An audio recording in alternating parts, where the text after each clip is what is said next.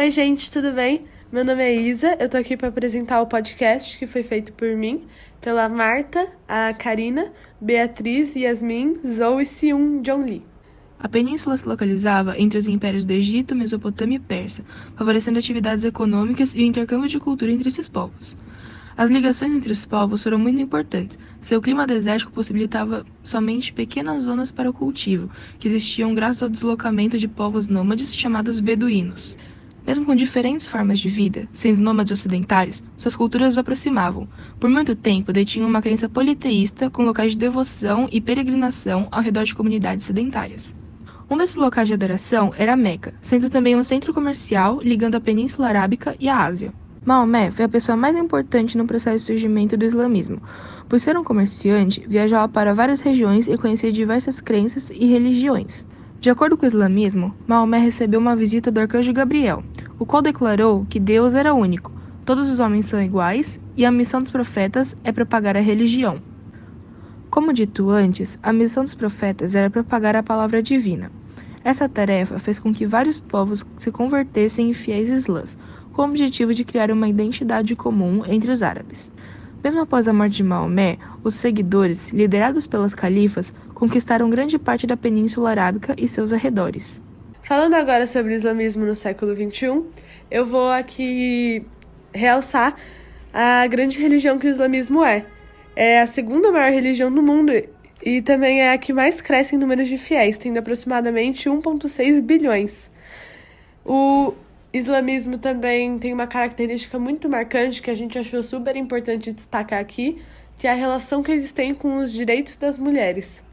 E um caso que a gente achou interessante trazer para refletir sobre o tema foi o caso da Mahsa Amini, que aos 22 anos, no dia 13 de setembro, foi detida e agredida pela polícia por ter infringido o código de vestimenta ao deixar uma mecha de cabelo aparecer. Ela entrou em coma depois da agressão e ela morreu 3 dias depois. A gente acha isso muito doido mesmo, é uma coisa para se refletir. Como que a gente está no século XXI, debatendo tantas coisas importantes, mas coisas desse tipo ainda acontecem. É muito preocupante os direitos das mulheres em relação ao Irã e como continua essa opressão e conservadorismo sobre as mulheres. Hoje as mulheres lá estão protestando porque gerou uma grande revolta e elas estão pedindo pelos direitos, protestando contra isso, com o slogan Mulheres, Vida, Liberdade.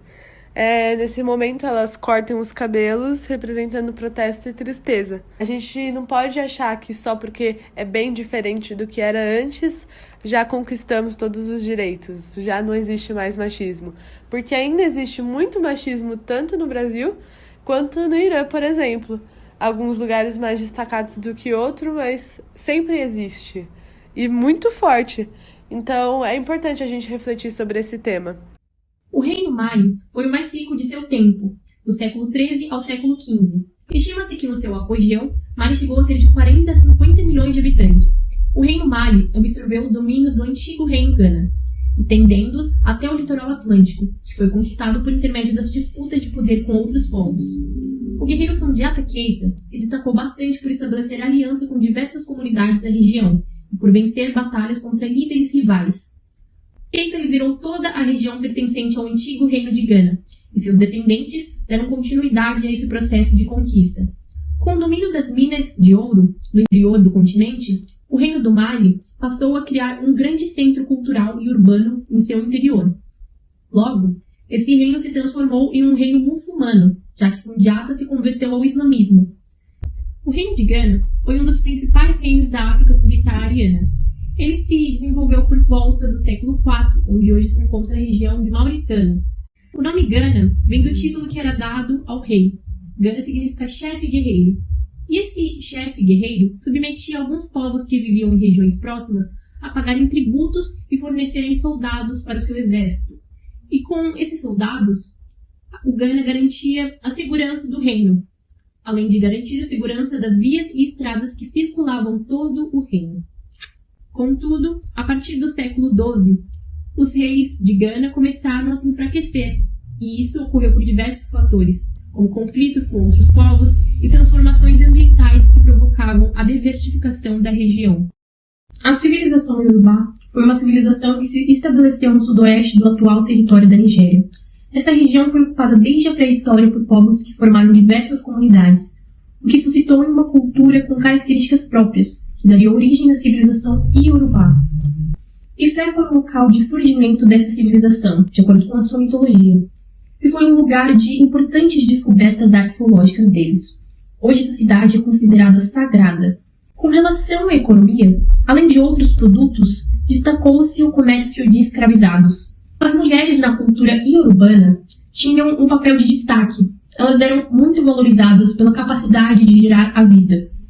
Espalhados por praticamente toda a África Central, esses povos estão presentes em importantes áreas litorâneas dos oceanos Atlântico e Índico e ocuparam quase toda a porção sul do continente africano.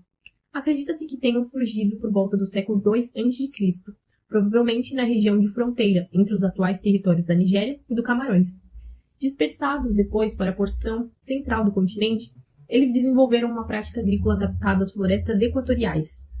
Depois de um movimento lento e irregular, iniciado em 900 a.C., os bantus se expandiram para o oeste, leste e sul, se misturando com comunidades de outras origens, fazendo com que seu tronco linguístico esteja presente no sul do continente atualmente. O contato com o Oriente Médio e o norte da África, e consequentemente com mercadores árabes islâmicos, fez surgir entre os bantus um islamismo diferenciado, carregado de tradições locais. Assim como os povos da civilização Yorubá, os povos bantus foram trazidos para a América como escravizados, e por essa razão, a cultura bantu se mostra bastante presente no Brasil.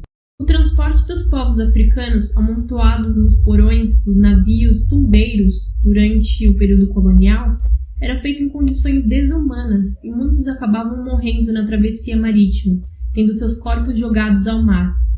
Já desembarcados, os escravos eram vendidos e conduzidos aos seus destinos nas fazendas, onde eram obrigados a trabalhar de sol a sol com roupas e alimentação de péssima qualidade.